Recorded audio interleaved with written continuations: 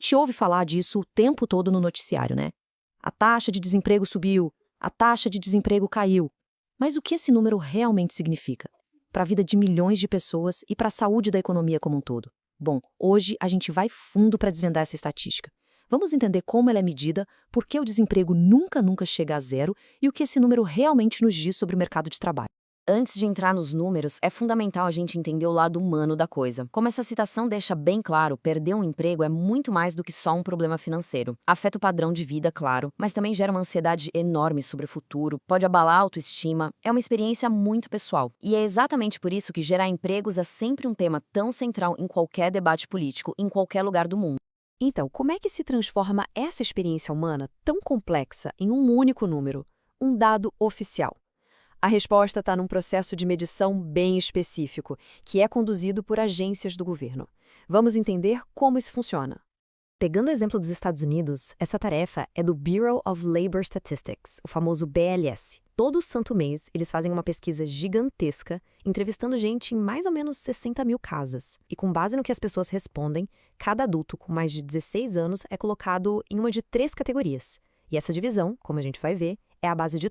E olha só esse diagrama, ele mostra direitinho essa divisão. Toda a população adulta é separada nesses 3 grupos bem distintos: os empregados, os desempregados e um terceiro grupo, o pessoal que está fora da força de trabalho. Entender o que define cada um desses grupos é o pulo do gato para entender a estatística toda. Vamos começar com os empregados. Essa categoria é bem mais ampla do que a gente costuma pensar, sabe? Não é só quem tem carteira assinada, não.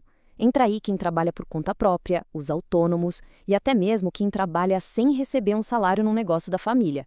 Ah, e se a pessoa está de férias ou de licença médica, ela também conta como empregado. Em seguida, os desempregados.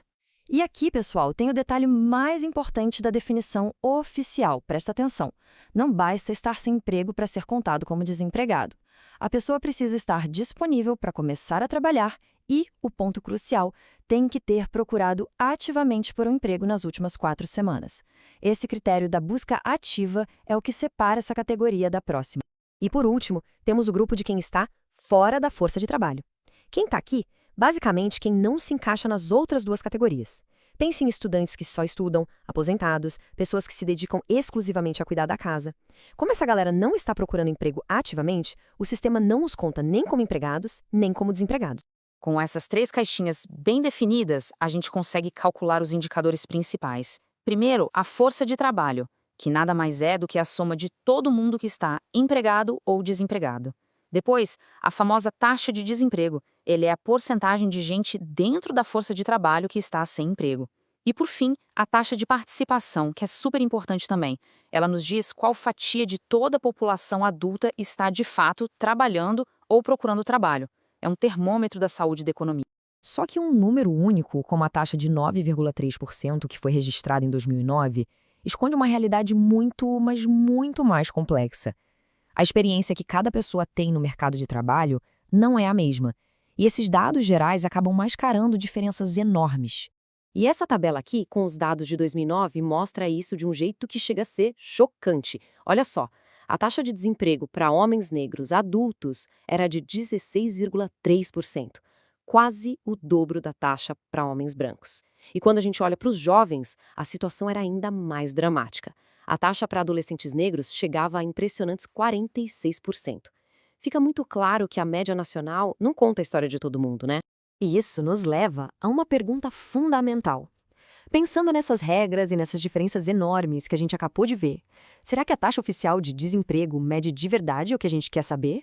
Será que tem gente importante que fica de fora dessa conta? Um dos maiores pontos cegos dessa estatística são os chamados trabalhadores desalentados.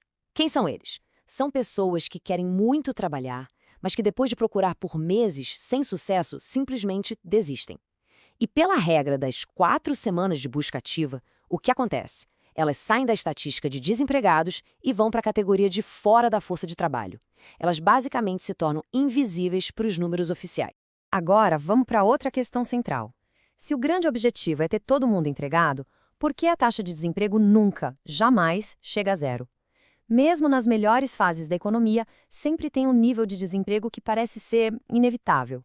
E isso nos leva a um conceito chamado taxa natural de desemprego. Esse gráfico é perfeito para ilustrar isso. Ele mostra a taxa de desemprego nos Estados Unidos ao longo de 50 anos.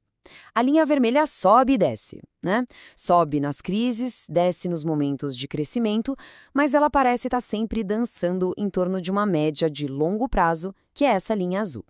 Essa média é o que os economistas chamam de taxa natural de desemprego.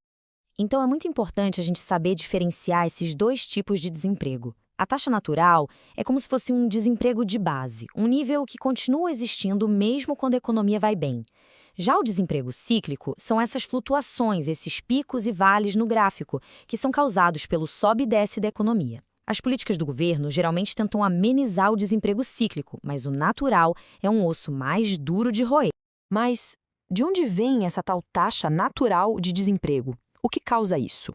Para entender, a gente precisa quebrar ela em dois componentes principais: o desemprego que a gente chama de friccional e o desemprego estrutural. O desemprego friccional é aquele que acontece simplesmente porque leva um tempo para conectar um trabalhador a uma vaga. Pensa bem, numa economia dinâmica, as pessoas estão sempre se formando, mudando de cidade, procurando uma oportunidade melhor. Esse processo de busca não é instantâneo. Então, um certo nível de desemprego friccional não só é inevitável, como pode até ser um sinal de que a economia está saudável, com gente se movimentando. Já o desemprego estrutural é um problema mais sério. Ele acontece quando existe um desequilíbrio fundamental no mercado.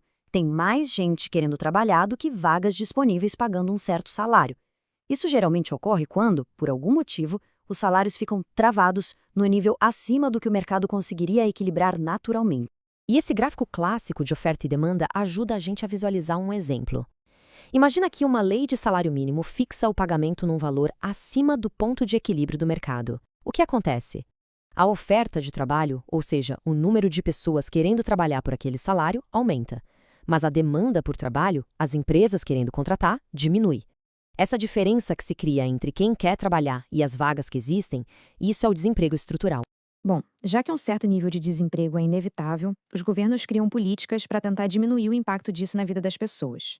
A mais comum de todas é o seguro-desemprego. Só que essa política cria um debate bem complexo sobre os incentivos que ela gera. O seguro-desemprego é um dilema clássico. Por um lado, é uma rede de segurança essencial. Ele protege a renda da pessoa e dá um fôlego para ela procurar com mais calma um emprego que seja realmente bom para ela. Por outro lado, ao diminuir o custo de ficar desempregado, ele pode sem querer reduzir a urgência da pessoa em procurar um novo trabalho e acabar aumentando o tempo que ela fica desempregada. É uma faca de dois gumes. E os estudos mostram que os incentivos fazem sim muita diferença. Um experimento que fizeram no estado de Illinois, nos Estados Unidos, é um ótimo exemplo. Eles ofereceram um bônus de $500 para quem encontrasse um emprego mais rápido. O resultado?